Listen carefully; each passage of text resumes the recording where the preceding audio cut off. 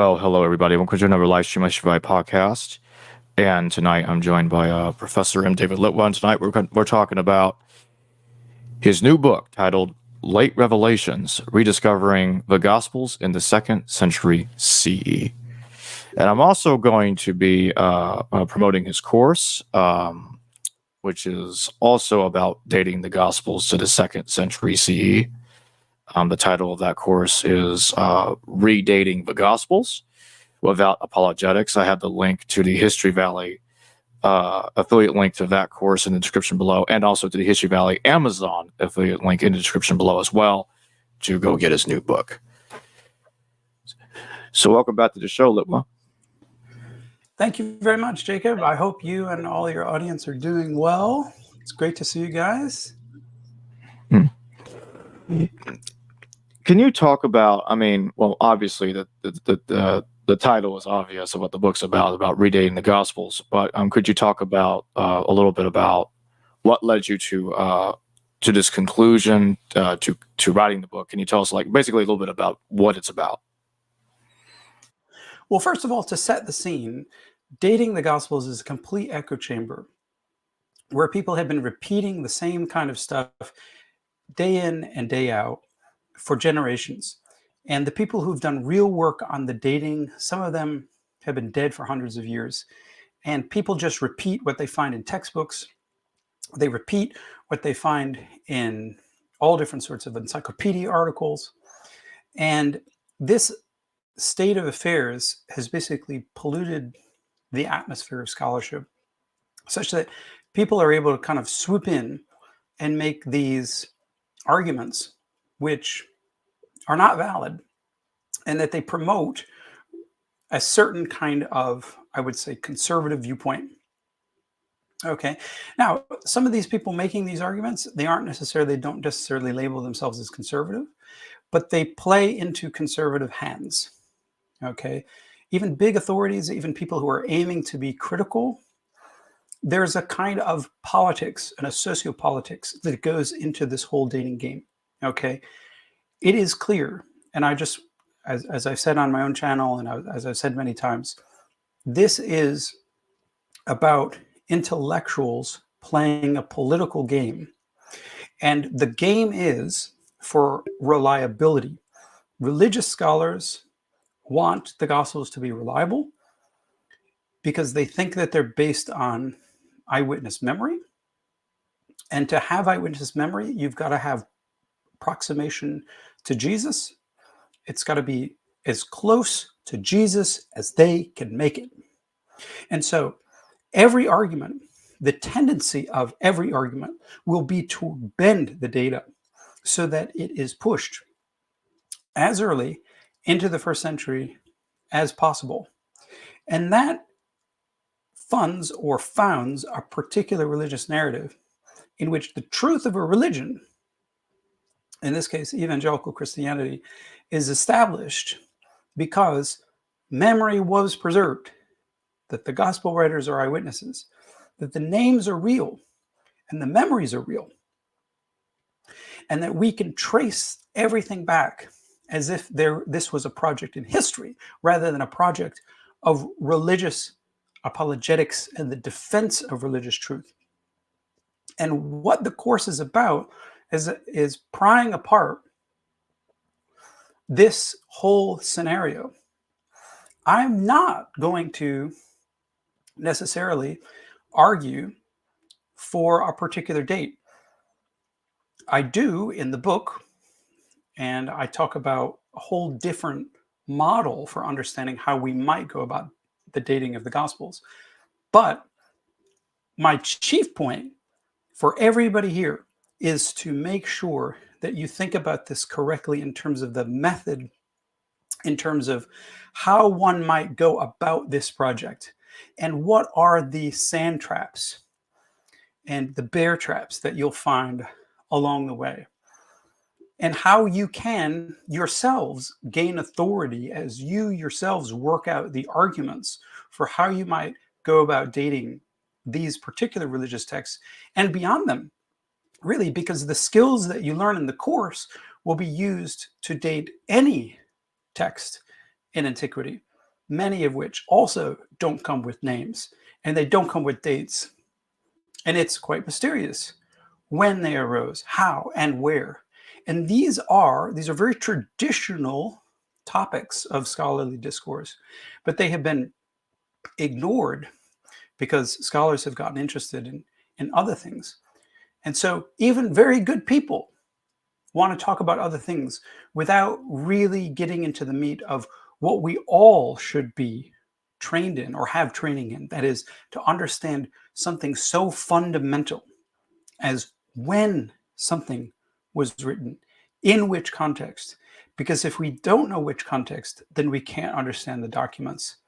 And it degrades into simply a matter of religious claim and counterclaim for truth.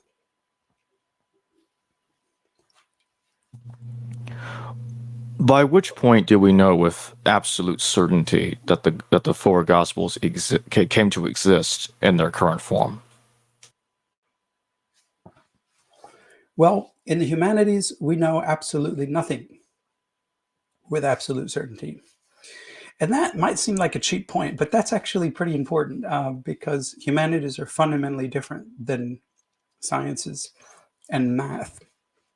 And so when people try to pose as doing humanities like you would solve a math problem, you should have your radar up, okay?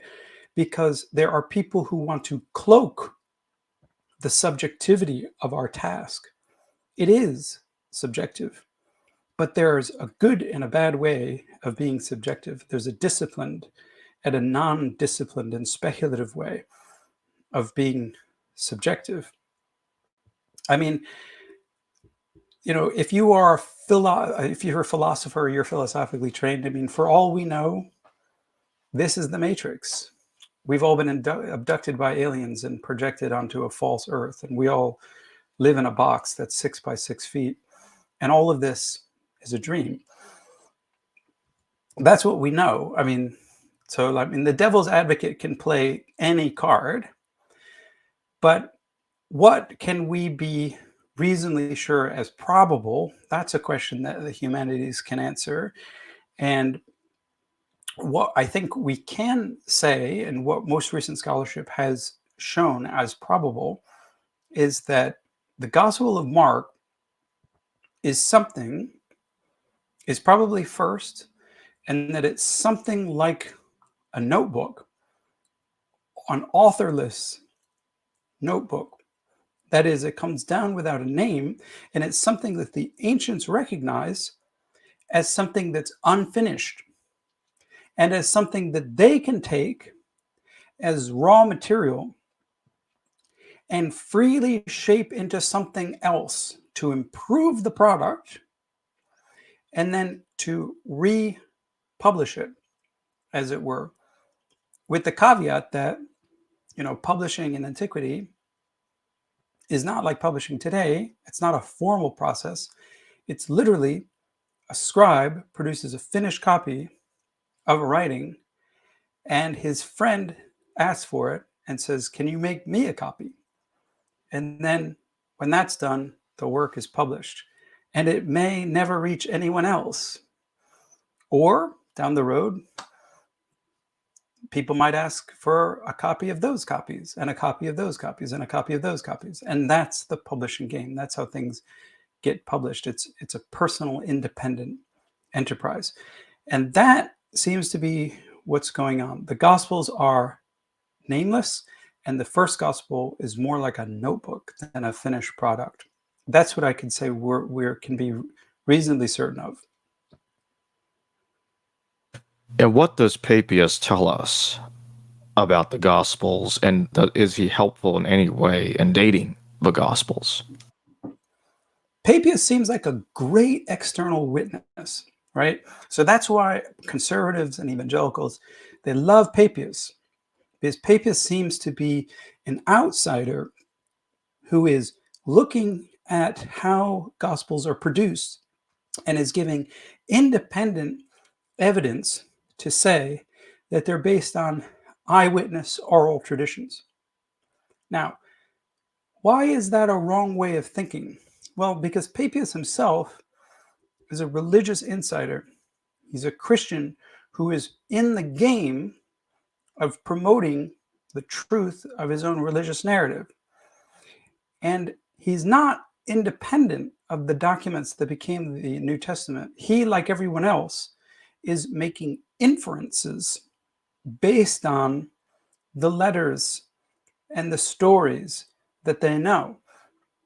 And in the case of Papias, he's probably read the letter of First Peter, which is addressed to Christians in Asia Minor, and Papias is in Hierapolis in Asia Minor, and he accepts the pseudepigraphical claim that the letter is by Peter the Apostle, and that the apostle is written from Babylon, which most take as a code name for Rome, and that this apostle Peter has a son, Mark, my son Mark, in 1 Peter 5:13. And from this tiny wispy-like data, he pieces together a narrative, or others piece it together, and he merely repeats it, to the effect that Peter didn't write a gospel, but that he had a disciple, a guy named Mark, in Rome, and that Mark was his son, not biologically, but in terms of religious instruction as a disciple, and that this disciple wrote up Peter's memories. And Peter's memories were very important because Peter was, by Papias' time, viewed as the chief of the apostles. So his memory has a special aura of authority, but he, at this time, hasn't written anything, and it would be very implausible for this fisherman to have written anything. Later down the line, we do get a Gospel of Peter. In fact, we get an Apocalypse of Peter and other supposed writings by Peter. But at this stage, that material has not yet emerged. And so all that Papias has to reconstruct is this bare bone story of Mark writing up the sermons of Peter and stringing it together like pearls to produce the first narrative of Jesus. And that's it. What's his basis? Not external tradition necessarily, not anyone coming in and saying, hey, this is what happened. I knew Mark, and yeah, he had a beard and he had stumpy fingers. And, you know, it wasn't probably that. It was probably based on a reading of an actual text, a text which is preserved today, which means that he's not, in fact, an external witness. He's merely like all of us today, reading the New Testament and piecing together the tiniest fragments so as to get a story which builds the authority and the regime of knowledge of a religious group.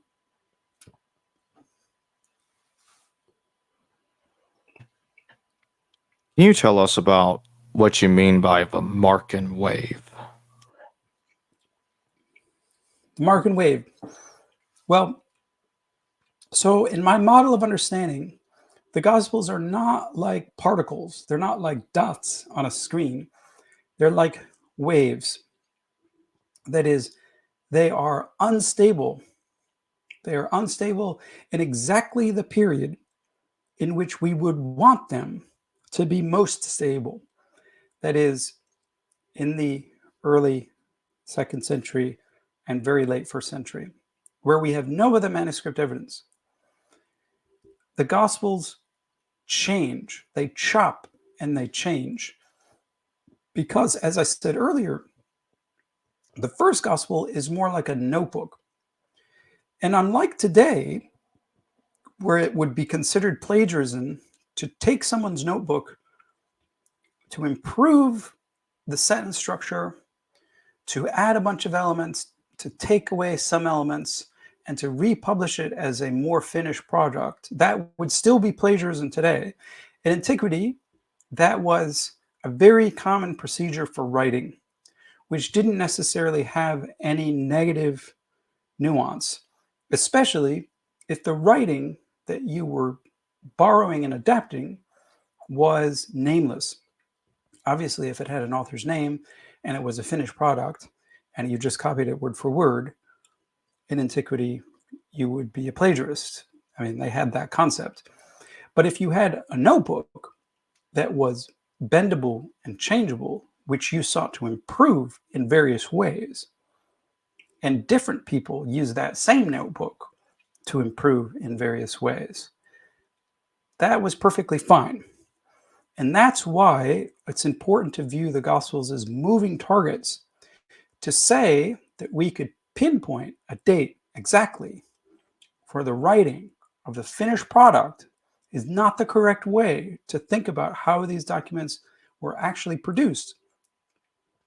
We cannot necessarily pinpoint exact steps and stages in the revision, but I think it's beyond serious doubt that these texts underwent revision, by which I mean not just the scribal revision that occurred later on, but in the very cooking pot of composition, so to speak, they boiled and changed in their very first years of existence.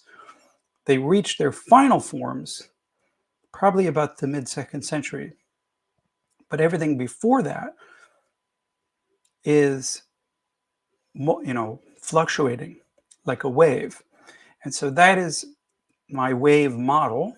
We could call it other things. That's just what I call it.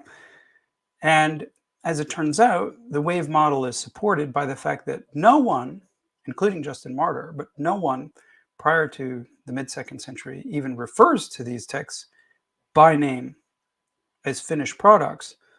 That's something that occurs only in the late 2nd century with Irenaeus, and he's in the 180s. So something happened prior to Irenaeus to stabilize these products, to make them finished works with apostolic authors, and that was a discrete thing that happened between about 150 and 180. But prior to that, they were fluctuating waves of tradition, and whoever quoted them wasn't concerned to attribute them to distinct authors and didn't think of them as finished products. And they mixed together the traditions in a very harmonistic way or harmonizing way, which indicates to us that prior to about 150 and even 155, these were not finished products, but fluctuating notebooks.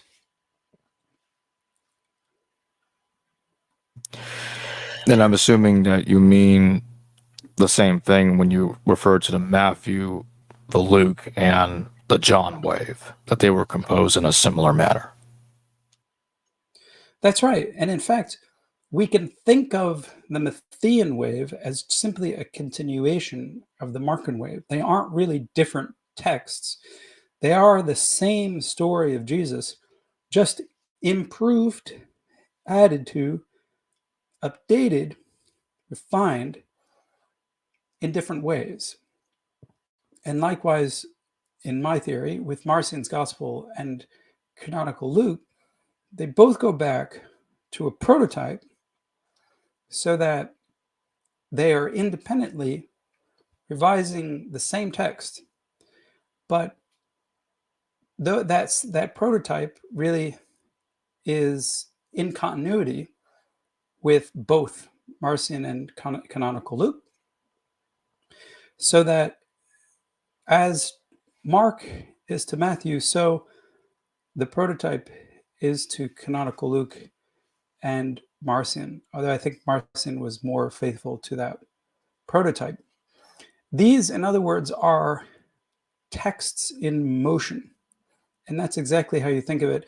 And that's exactly how I train you to think in the course and in the book. And by the way, I should just add, you can get the book in the course, or you can buy the book independently from Amazon. You can do either way. Feel free to use Jacob's link for Amazon, but you can also use Jacob's link for getting the course. And then as part of the course, you can get a PDF copy of the book. So either way you want to do it, they're both meant to go together.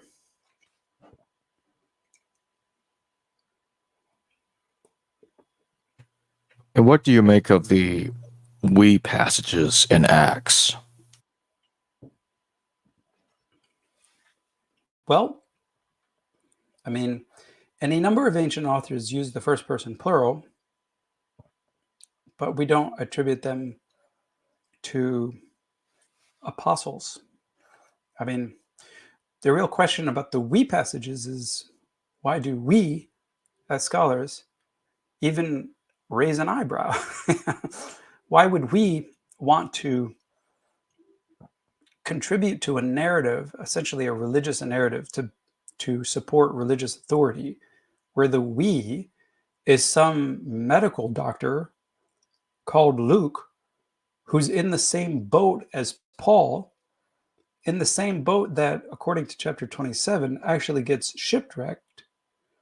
So what do we imagine? That this writer, companion of Paul, swam with his notes lifted above the waters to the shores of Malta and preserved, what would become canonical Acts? It begins to be utterly ridiculous. The author of Acts does not name himself as Luke, does not name himself as a companion of Paul, does not name himself as a doctor, does not tell you where he is, does not say that he had any direct experience of Paul. And the fact is, if he did, as I like to say, that would be the first thing he would mention. Because that's what ancient historians do. They do not leave you guessing as to who you are and why you have the authority to pick up your pen and ink and to write a history. No, people in antiquity want the author to have authority. And the fact is, this author has no authority. So how then do you explain the we? Well, I mean, there's there's several ways to explain it. There's an innocent and more devious way. The innocent way is he's just using a source that uses we, and he's mechanically copying out the source. I don't think that's necessarily the case. I think this is a sophisticated literary author who wants you to make an intuitive leap to think that he's a companion of Paul, even though he's not. And so he wants you to connect the dots, but he's not going to do that for you, because that would be a flat out lie. Why do you call it the fulcrum dating of Acts? Acts is the fulcrum because most evangelical and conservative daters of the Gospels use Acts as a kind of fulcrum or turning point by which they can then date the Gospels, because they assume or argue wrongly that the author of Luke was a companion, that the author of Acts was a companion of Paul named Luke, and that he was the author of canonical Luke. So if you can date Acts, you can therefore date canonical Luke. And if you can date canonical Luke, then you can date Mark earlier and Matthew earlier. And so this is why people like Bernier and Armstrong, among others, but there's a long history of this. Harnack did this. They want to date Luke as early as possible to 62, based on the baseless and not very good argument that the author simply didn't know anything that happened after 62. And therefore, the book of Acts is 62. Luke must be about 60. Matthew must be late 50s. And Mark must be anytime earlier. Obviously not as early as 30, but between 40 and 55-ish. And there is your perfect conservative evangelical storyline for how the Gospels are dated. And they think very wrongly about the whole thing. But it's as if I were to say, imagine this, that I was a historian of the Civil War, and I was writing in the year 1964, and I intended to write my history of the Civil War, and I stopped it in 1864 so that I didn't mention things like, the burning of Atlanta by Sherman, or I didn't mention the final signing by Robert E. Lee, and I didn't mention Lincoln's death. So it's like someone 1,000 years from now picking up my book and saying, "Oh, well, because this author doesn't mention those things, he must have been writing in 1864 because he didn't mention them." But that's a very stupid argument. An author can be writing in 1964 or 2024 and choose not to write everything. I mean, this is just so obvious that it pains me even to make the point. But since since the conservatives and evangelicals continue to make this point, I continue to say that it is utterly illogical, and it doesn't give any respect to an author who can choose to end his or her work whenever he or she pleases. And why would they end it without mentioning the final bits? Why would the author of Acts not mention the death of Paul? For any number of reasons which we don't know, but we can well guess. I mean, it was embarrassing. It was a disaster. It was a crisis. He died in some back alley, never made it to Spain, and everyone laughed at him. Why would you want to record that? It's only in later Christian mythology where they sort of completely go wacko on the fictional element, and they bring in Paul before Nero and fighting Simon and all that jazz. That's 100 years later. But why would this author be forced to end this work, or why would he have to be writing in the year 62 just because he never mentioned an event after 62? It is utterly brainless.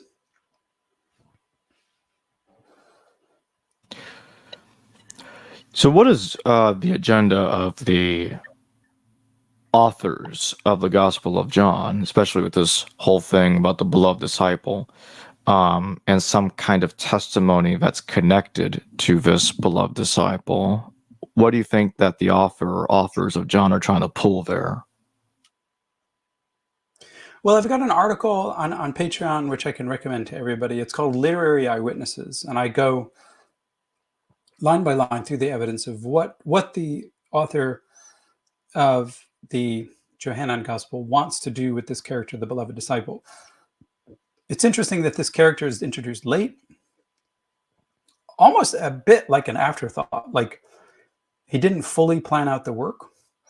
So he kind of sneaks in the back door in the latter half of the gospel and ends up doing some very intimate things with Jesus, like putting his head on Jesus's chest and being there at the foot of the cross, even though that directly contradicts what the other gospels say, that all the male disciples fled.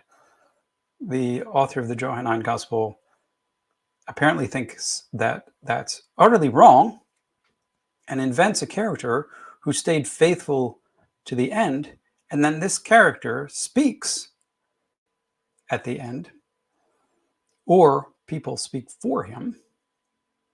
And he leaves you guessing as to his true identity, but most of church tradition and conservatives today identify him with John, the son of Zebedee, because he's sort of like the wild card. He's the only disciple not mentioned, and so he's one of the more intimate disciples, and so they kind of piece together by a synthetic reading.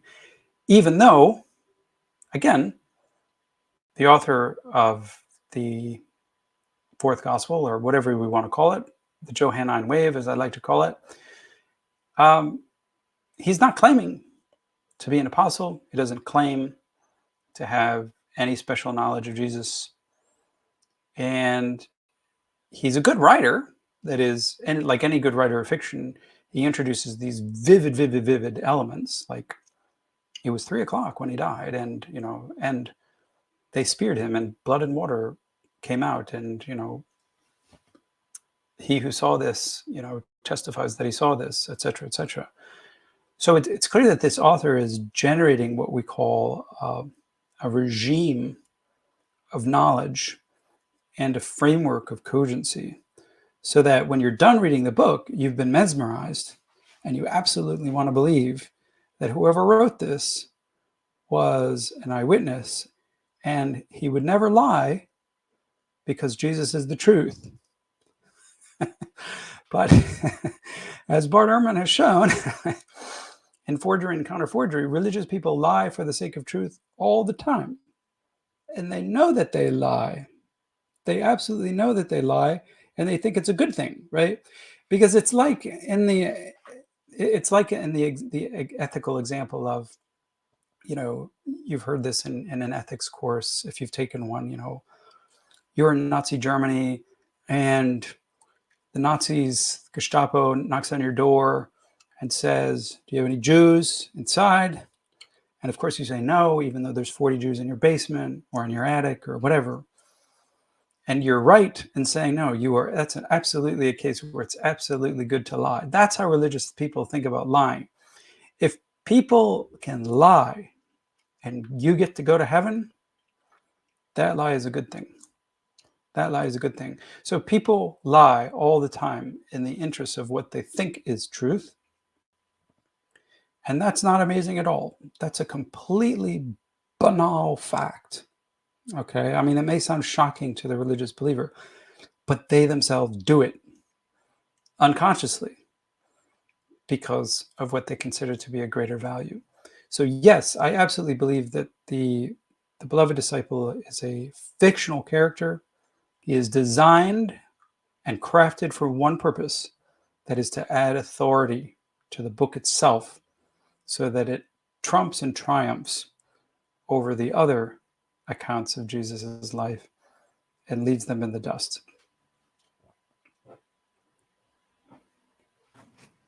And what do you make of Mike Lacuna's arguments regarding the Gospels? Which one are you thinking of? His apologetic dating of the Gospels, the arguments he tries to make there. He tries to harmonize resurrection accounts, I believe, like a lot of other people do. Yes. Listen, I'll be completely honest with you.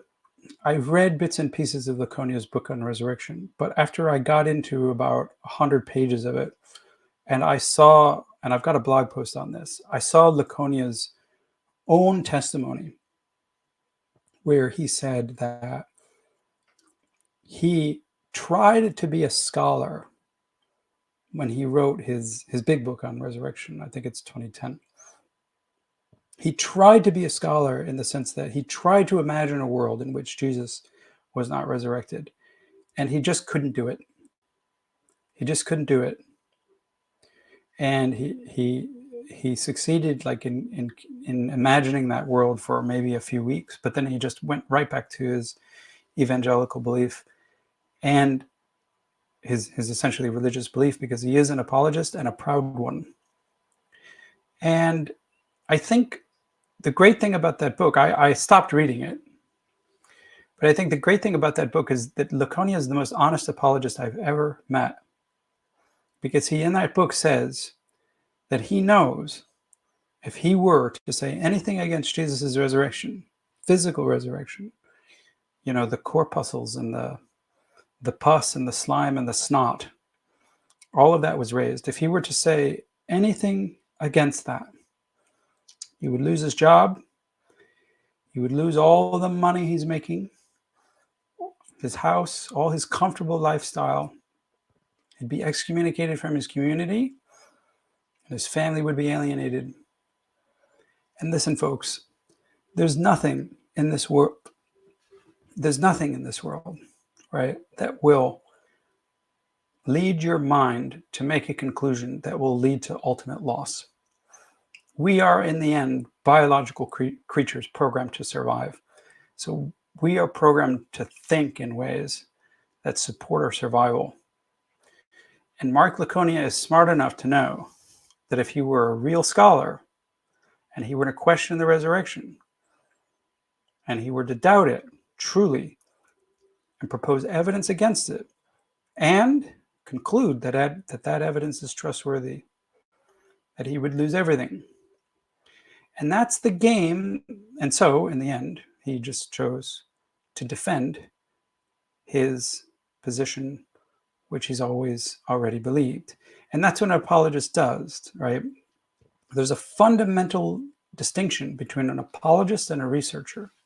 Okay, a researcher starts researching and studying the material without knowing the conclusion, being led wherever the data leads.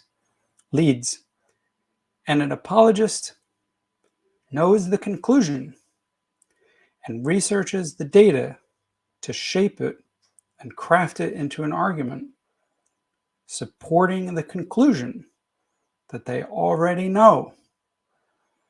That's the difference, right? So, I mean, you can look at yourself in the mirror and you can you can immediately tell yourself, every morning, ask yourself, am I an apologist or am I a researcher? Because there is a difference. It is true that, obviously even I'm not immune to this. I'm trying to survive in a world and I'm trying to create a world where I can, make money while also questioning the resurrection and questioning any religious narrative, which may or may not be oppressive. And I think I can do it, thanks to the internet and thanks to Jacob and other people. But yeah, even if I was absolutely convinced that I would lose my family, my home, my job, because I questioned a certain religious belief, you better believe I'd be writing books to promote those religious beliefs. Because in the end, I'm not saying that I'm immune to being an apologist, and I'm not saying that any of you are immune to being an apologist, right? Because atheists are also some of the greatest apologists, right? They're great apologists. Anyone can become an apologist. It doesn't matter what your religious beliefs are, or your beliefs are if you have no religion. It really just matters how you go about processing the data. And so my course, in my life mission, as it were, is to help everybody really just become researchers and to be surprised, genuinely surprised by the conclusions that you find. And that's a life worth living. That's an exciting life worth living. Can you tell us a bit about the Marcion wave and how does Marcion's gospel connect with Luke, rather directly or indirectly? So I follow the similar hypothesis that you've got a prototype that is standing behind both Marcion's gospel and what became canonical Luke. The reason I do this is quite simple. I don't think that the author of canonical Luke would have used Marcion. I don't think he would have touched Marcion's text with a 10-foot pole. Why is that? Because Marcion, even when he was alive, managed to alienate these incipient Catholics who were probably later they're responsible for producing the canonical edition. And so like people like Irenaeus, so they would not have used Marcion directly, but they would have used a prototype that was not tainted, or that they believed was not tainted. And that also supports the idea that Marcion himself is not writing his gospel. He's merely finding it and supporting a particular version. And he may make some changes here and there, but it's not the kind of thoroughgoing revision with a redactional purpose that we see in canonical Luke, with huge additions like the birth narratives and several parables and so on and so forth. So But at the same time, I think, and not to be too, not to be too controversial, I think, frankly, it's always important to remember that Marcion's text and canonical Luke, because in part they depend on a single source or a similar source, that they are much more alike than they are different. And you could, if you didn't have a horse in this race, if you weren't religious and you were just studying this as a historian, you might call Marcion's text and canonical Luke just versions of the same text. They're just different versions of the same text. They're different waves at different times and made in different ways and fluctuate in different ways. But they are ultimately a lot more similar than they are different, and we could simply call them versions of whatever we wanted to call them. I would ask all of your audience to stop the scholarly habit of calling them Matthew, Mark, Luke, and John, because that already stacks the deck in favor of this theory about apostolic authorship, which puts a feather in the cap of the evangelicals and conservatives. I would encourage everyone just to come up with, you can follow me in referring to these texts as waves, or you can come up, be creative, come up with your own name. I think that it's perfectly fine to just label them with numbers, 1, 2, 3, and 4. Or in the case of Marcion, we would have to add 5, or we could think of Mark as 1 and Matthew as 1.5, and we could think of the prototype as 1, or prototype as 2, and Marcion's text is 2.5, and the canonical Luke is 2.7. I mean, all of this is kind of arbitrary, but we need some neutral historical way of referring to how these gospels are moving through time in relation to each other.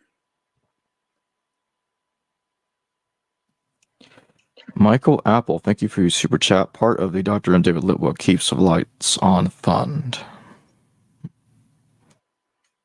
Well, thank you for that super chat. Michael.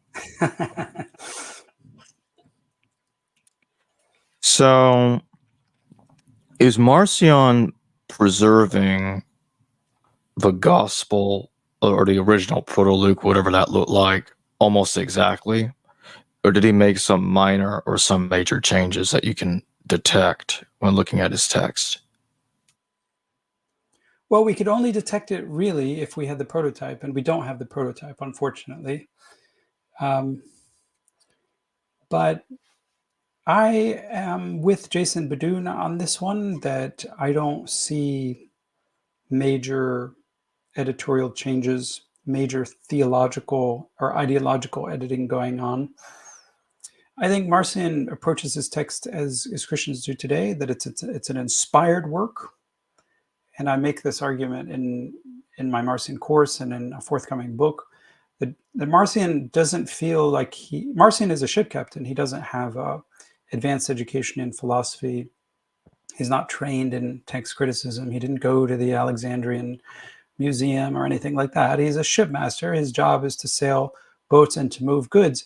So his education is fairly basic, and he views the gospel that he inherits as an inspired text, which he is not authorized to change.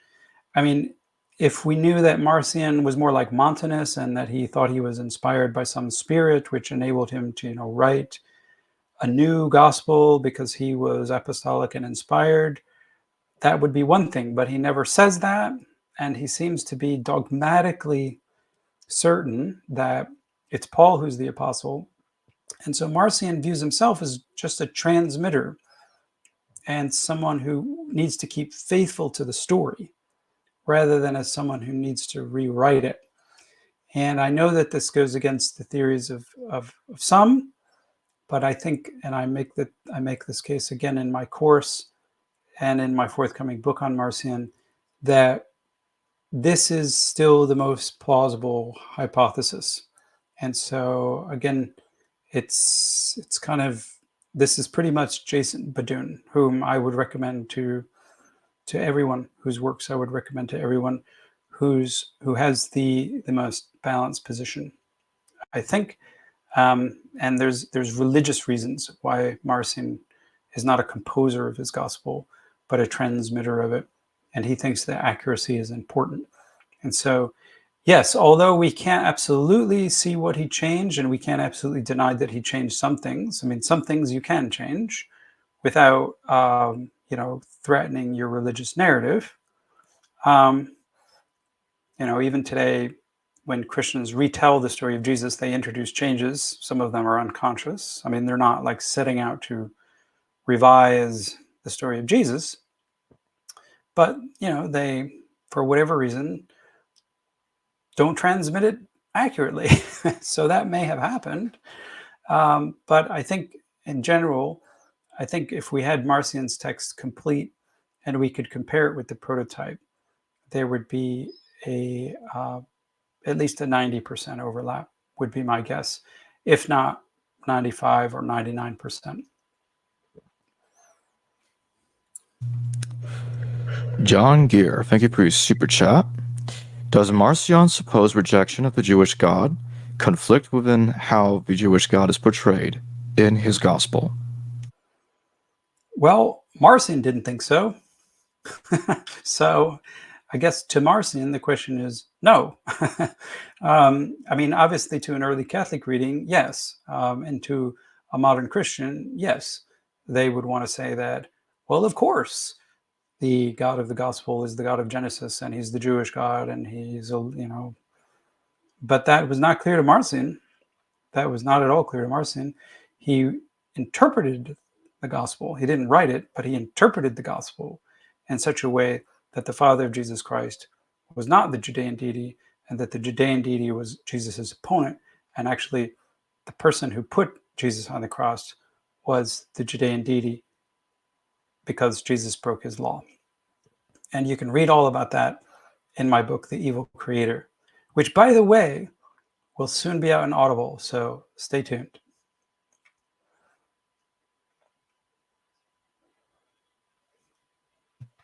Rebecca, thank you for your super sticker. I appreciate it. So when exactly were the Gospels given their titles? When were the Gospels given their titles? Great question. Fact is, we don't know exactly, but certainly by the time of Irenaeus. So in that gray area between, say, Justin and Irenaeus, which is about 155 to 180, these titles, these kata titles, according to Matthew, Mark, Luke, and John, or kata Mattheon, kata Markon, kata Lucan, and kata Ioannin, they get stabilized. So that's the general period. We don't know who designed that. We don't know who did that, whether it was one person, whether it was a group of people. That we do not know. Of course, there are theories about there being, a canonical edition, and there being a genius behind the whole project. But fact is, we don't know.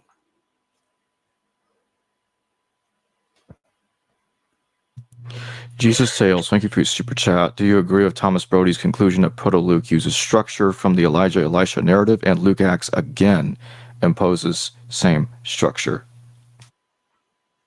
Yeah, listen, I love Tom Brody. As I say in my book, How the Gospels Became History, I give you his story. I haven't followed up on it in the past 5 years or so, but yeah, the church kind of silenced him, or his order, his religious order silenced him, because he finally came out and said that Jesus didn't exist and that Paul didn't exist, a belief which he has held for 40 years. To be honest, I'm not even sure if Brody is still among us, but I hope he is. He's just prohibited from writing. But yes, if you're referring to his work in the 90s, I think that my general sense of Brody is that, of course, he's on target, that a lot of what we think of as invented material in the Gospels really goes back to reflection on the Septuagint. And this Elijah-Elisha narrative is, it's the thing that most looks like the Jesus narrative in the Septuagint, which is what Jews were and early Christians were reading. So of course that had some influence. But you should know that, I mean, Brody takes this to an absolute extreme, and that sort of line by line and point by point, you can trace exactly how the gospel stories were invented. That's an overstatement.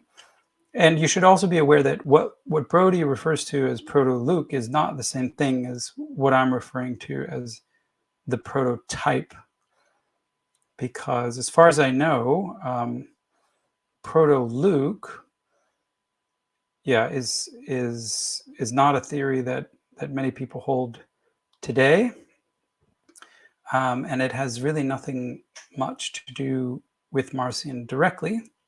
And I don't think Brody did any serious research on Marcion. So what he and other scholars refer to as Proto-Luke is something entirely different, which they are imagining as an earlier edition of Luke, but they're not thinking of that in terms of Marcion's version. They're thinking of something quite different. So just be aware of that. And what else do we know about Marcion and his enemies?